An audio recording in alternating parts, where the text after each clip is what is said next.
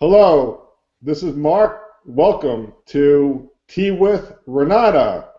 We were just having a nice talk, and Renata is actually from Poland. And actually today I'm not really having a tea. It's like an elixir. It's called Synergy Organic Raw Elixir, and it's kind of a tasty cleansing drink. And it's kind of morning over here, and I was gonna have iced tea, but this like is very suitable for the morning today. So Renata, why don't you introduce yourself to everybody, okay? Okay, so as Mark said, I'm from Poland, and I do a lot of things. I love coaching, and I tend to call myself a life coach quite often, but I'm also a teacher, and I'm also a jewelry maker. I love making handmade jewelry, and that's one of my passions. I'm also an aspiring artist in terms of painting and things like that, but I'm learning, and I guess I don't tend to call myself an artist. I prefer just seeing myself as a generally creative person. And you do create a lot of beauty. I saw a couple of things you had shared before. And before we got started, I asked you about magic, and it seems like there's a lot of magic and stuff that you do. You want to share about that? Well, I guess, I don't use the word magic very often. I am intrigued by all the mystical things and all the things that don't seem to have explanation, but I don't do magic in terms of spells or things like that. I do have two tarot decks that I find very interesting to work with my intuition, but I guess that's as far as my magical touch goes. I am quite intuitive, and I guess that shows in my paintings and other things I do, but magic, well, that's, as I said, not a word I use very often. So it's funny that we're talking about this because visionary has come up. How does visionary apply to you? Okay, I don't know. That's quite interesting, actually. Maybe in the way that I have a lot of ideas and a lot of, just dreams, very vivid dreams about the way the reality could look like. That's all I can think of right now. What about wind? Wind? Wind. How does what's wind in your life? Okay, that's a very interesting question again. I need to think about it for a moment. I guess I consider myself more of a water person than wind or air, so that's new. But the first image that comes to mind when I hear you say this is, a ship and sails and the wind pushing the ship somewhere in a particular direction. So in my case, the thing that keeps me going is joy, and feeling joy, experiencing it every single day as far as I can, as often as I can, and also helping people uncovering their own joy and feeling courageous enough to do it, because a lot of people tend to focus on things that they can do for others, but they don't do them for themselves. So when they get in touch with their inner joy, they can, lead more fulfilled lives. And when I see people happy and joyous and really living, then I feel more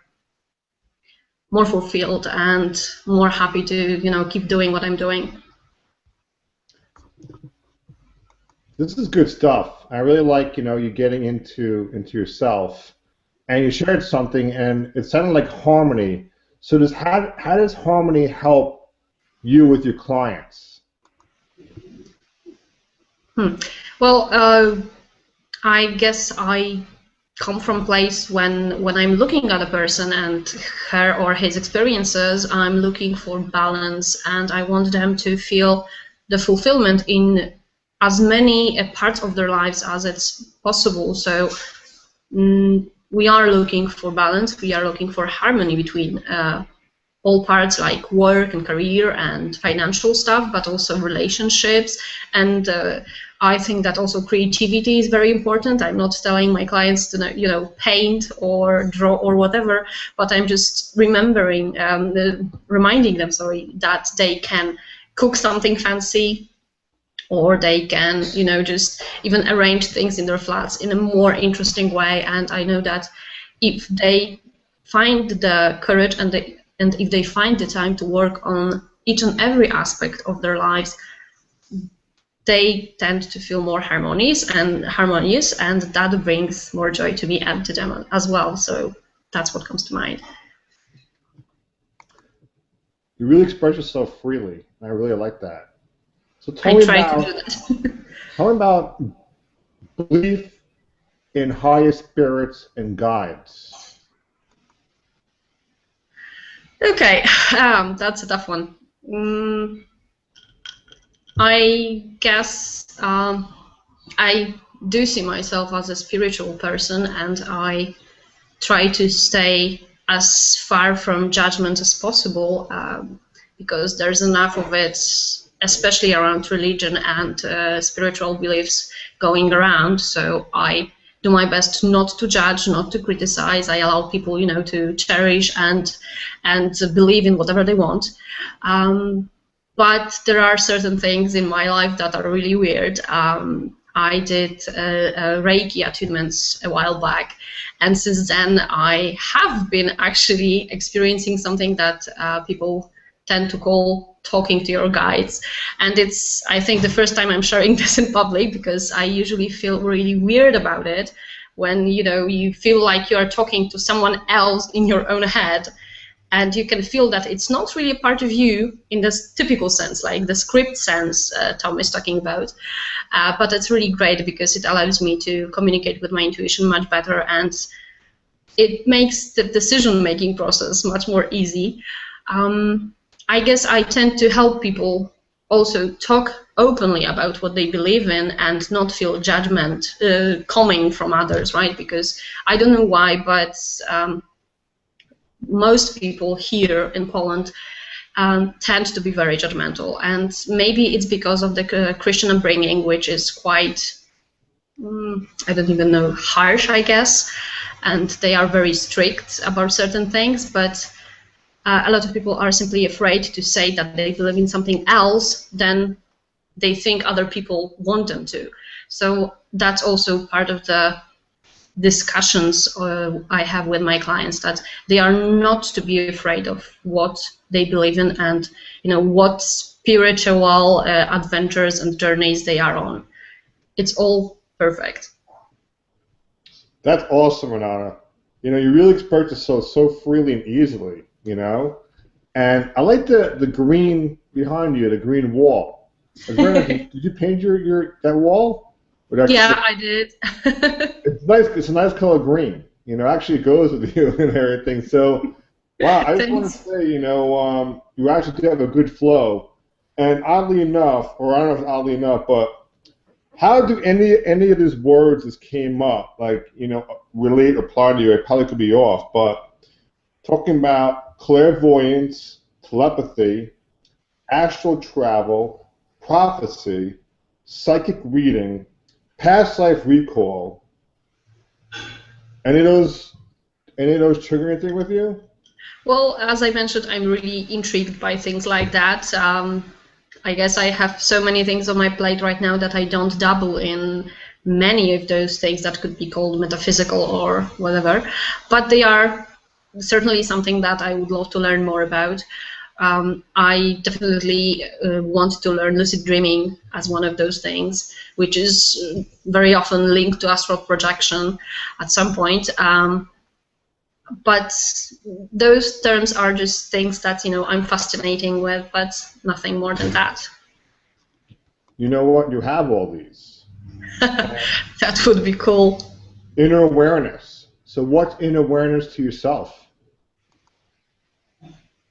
Well, awareness, it's something that I'm definitely gaining through throughout my life, but definitely through the last 5 years or so, when I actually started my journey into being coached by someone else, and then by discovering that coaching is something that I really enjoy doing, and that I, love the way it can help people if they are willing to change.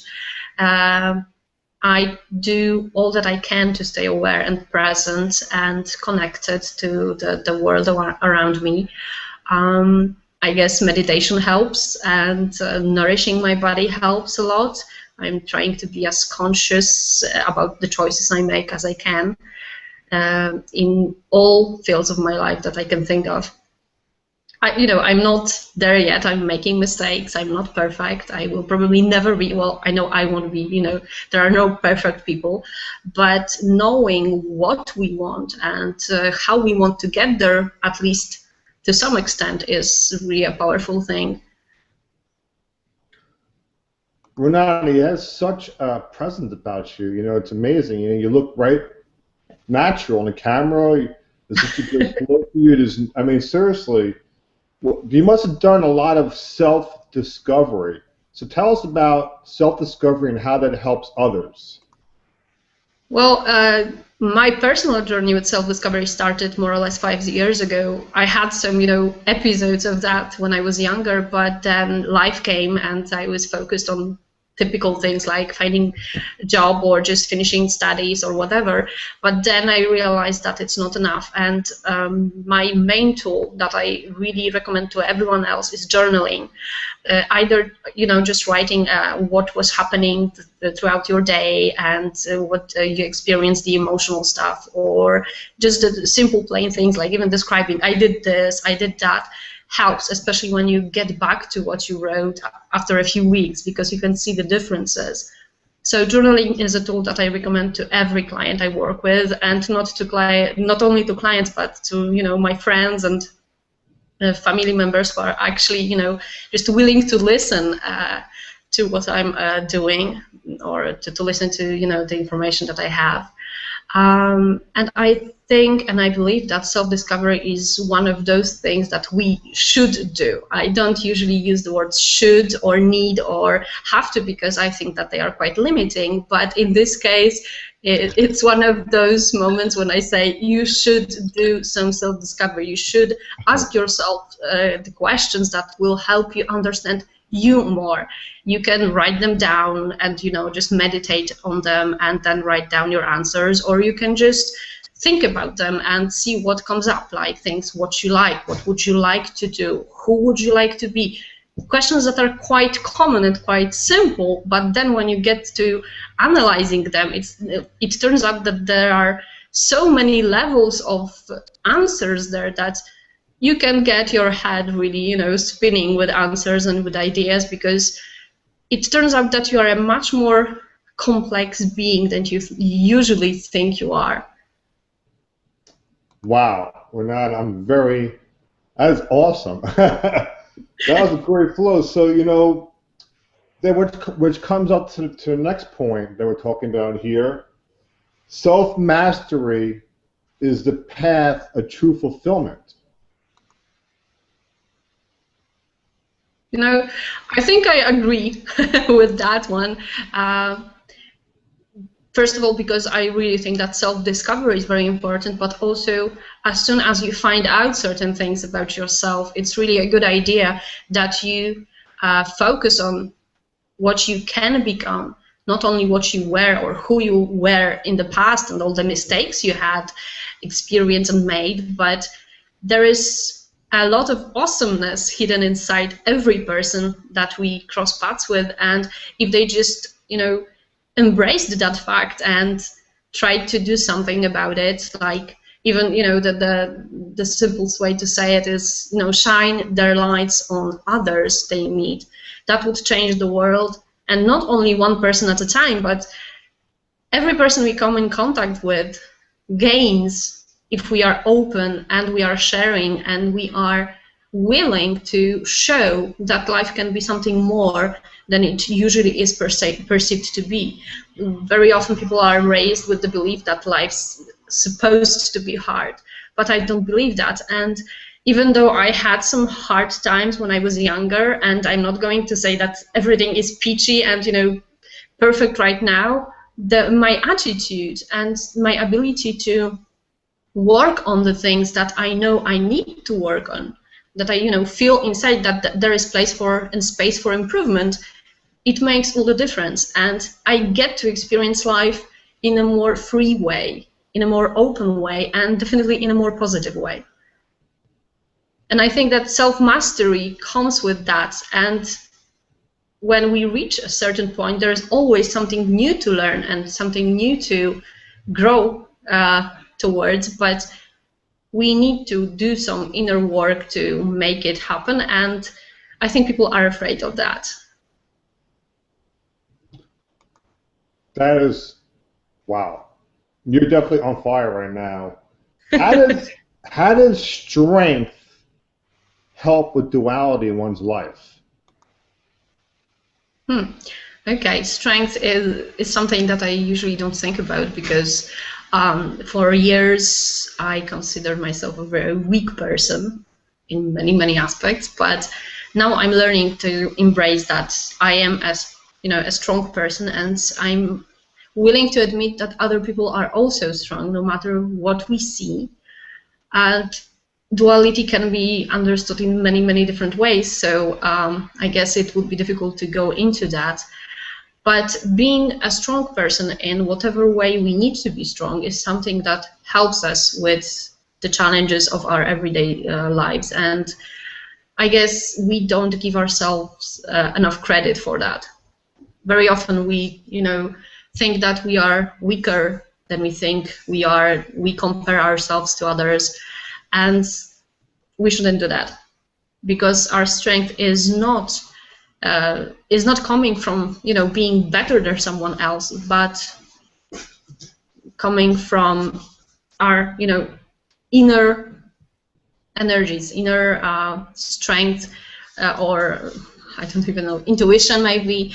It's hard for me to describe it, I guess, maybe because English is not my native language and I sometimes get lost in the stream of thoughts, and then I get too distracted to name the things correctly. Well, you speak excellent English, I'll tell you that much. I never been to America before, so that's really awesome. So what about divine purpose? How is that useful? Well, I guess a lot of people are looking for this guideline that, you know, there is something that I'm destined to do and I should be doing it. So yeah, the God or the divine or the universe wants me to do this particular thing in this particular way. And I think that knowing or believing that we have something like that makes it easier to move forward if we find this thing. But I know from experience, and I know from observing a lot of people and talking with a lot of people, that very often people are struggling with divine purpose because they see it as something very specific.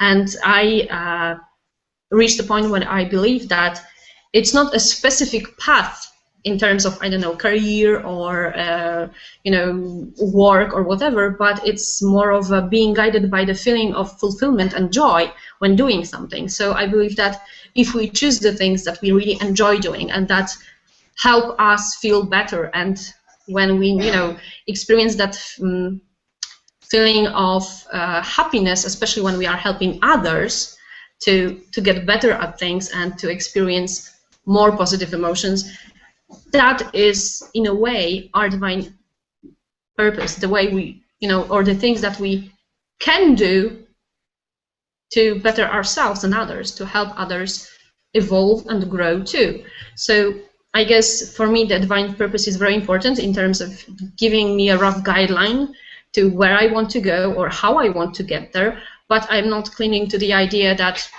there is only one way to do things and that, you know, there is no other way I can reach the same point or the point of the thing that I would call a destiny. Renata, you are definitely a natural. This definitely comes natural to you. So I'm very sure that a lot of your clients must get a lot of value out of what you do. And, you know, one thing I want to ask about is, like, How does like somebody, and we talked about magic before, and but how does somebody, if they're connected with their inner self and their inner guide, how is that magical? I don't know if it's magic or not.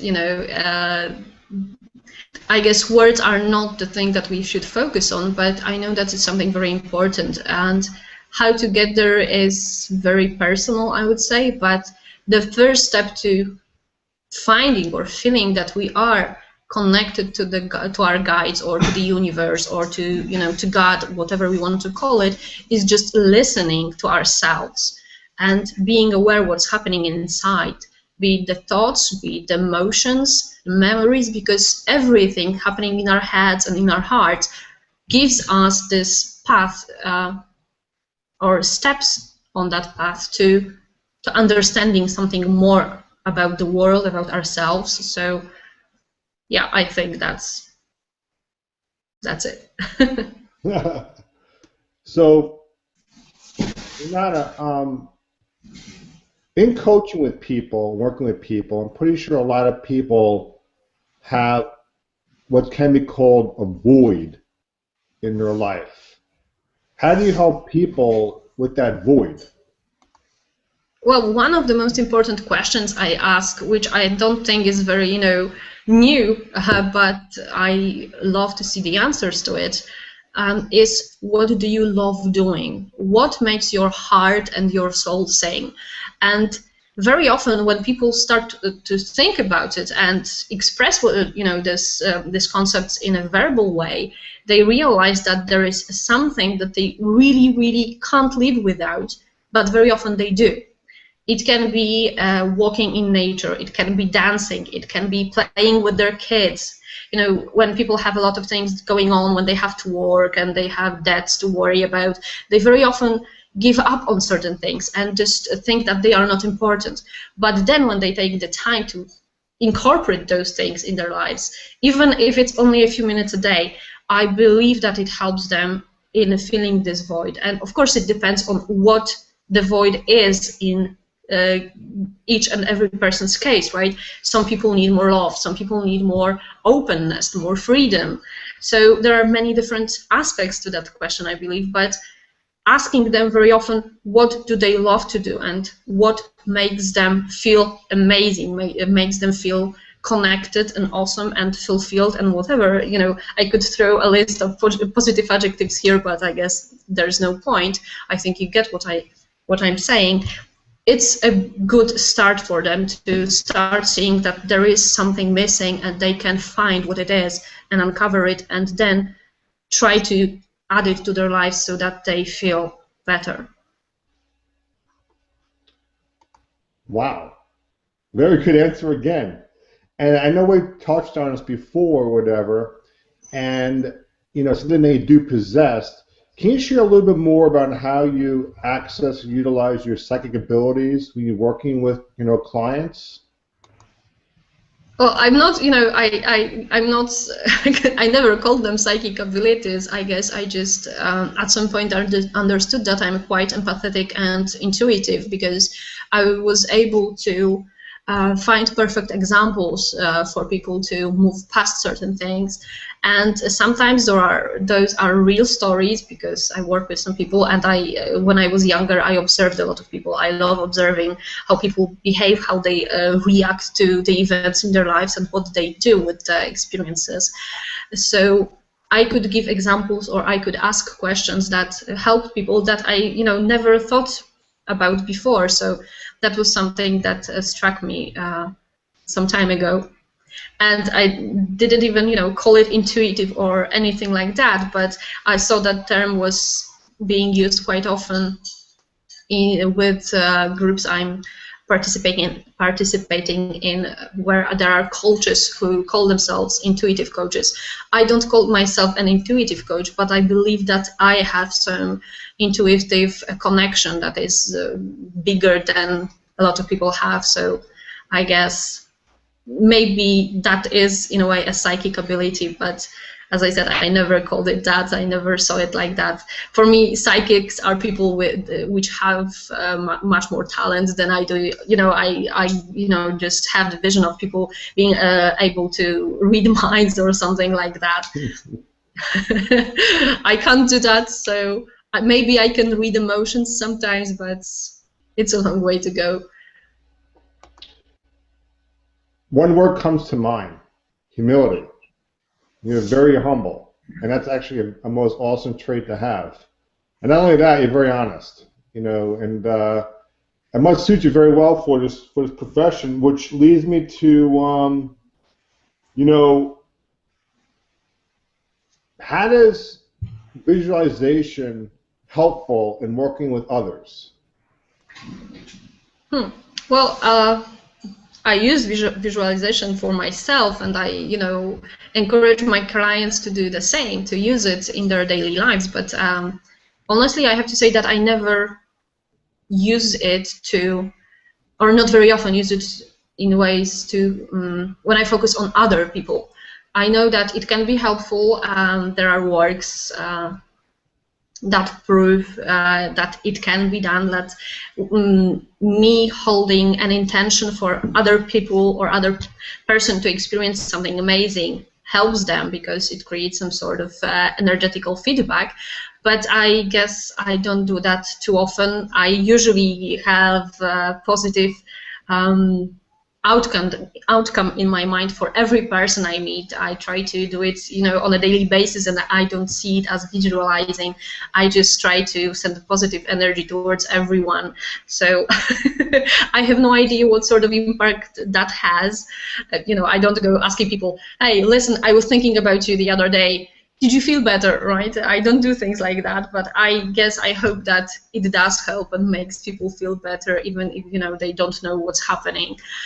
So I'm not using visualization strictly to think about other people and help them, but I do tend to focus on the positive for every person I meet, which is, I think, a good thing, because people, I even recently received an email where I don't know the person in real life. We were just talking about a business opportunity that I was trying to make happen for a friend, and the person wrote to me that you seem to be very cheerful every time I read your emails. And yes, I know that usually I use a lot of emotes and smileys and whatever, because I believe that I'm not fluent enough in any language to be able to, just give my emotions and share my emotions in the way that I usually feel them. So I usually add those to whatever I'm writing, but there was no things like that, because it was more formal communication, and the person still was able to pick up the positivity. So I guess that proves something. There's definitely a great flow going here, and because it's funny is that I was just going to ask you about that, about emotional states, and you kind of like delve into that. You want to continue a little bit about emotional states? Usually the only emotional state that I'm experiencing for the last few years is joy. I guess, of course, I do have some downs, and every person, experiences them, because life happens, but I don't let it keep me down and keep me stuck for long. I try to bounce back and stay positive and stay optimistic all the time, and I try to impart that knowledge and that feeling to every person I'm working with, so that the emotions and the situations that are negative, they don't have to be there for long. I'm not saying don't feel it, because it would be stupid, right? In a way, we do need all the emotions, the whole spectrum of them, from hate and rage through anger, sadness, but also we need the time to experience the positive ones. And I guess I tend to focus on the positive, even if something is not happening right the way I want it to be happening, or there's something bad happening. But I know that I learned to, in a way, believe that everything is happening for a reason. Even though we hear it very often, we tend to ignore it, right? No, not possible, it's terrible, there's no way it's going to get better. But life proves constantly that it is going to get better, and the time we spend in the negative can be shortened simply when we make a conscious choice to. At least that's my experience, and that is something that I'm trying to explain to the people I work with, or just to friends and family members that need it. Or when something bad happens, I try to explain to them that yes, it was bad, it was terrible, but you can at some point choose to feel better, not only wait for it to change. Because usually when we focus on the things that are bad, we tend to stay in the negative state, and we tend to complain more and be sad longer. But when we choose consciously to make the change, to make the decision, things start to shift.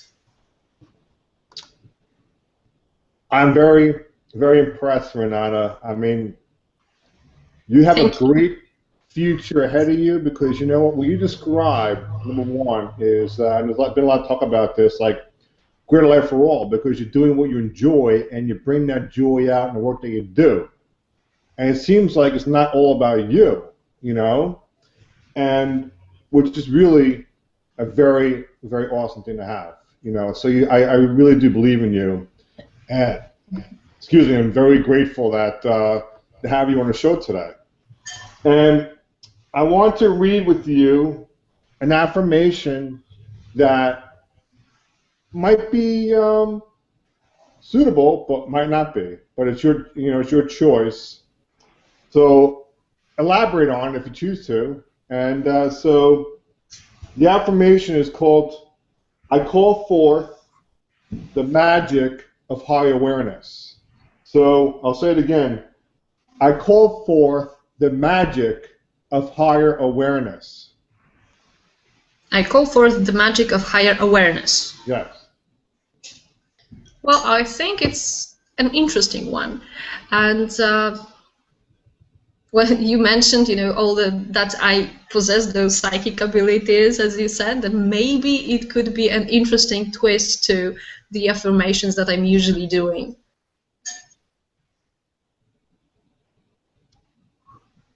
That's an interesting one, yeah.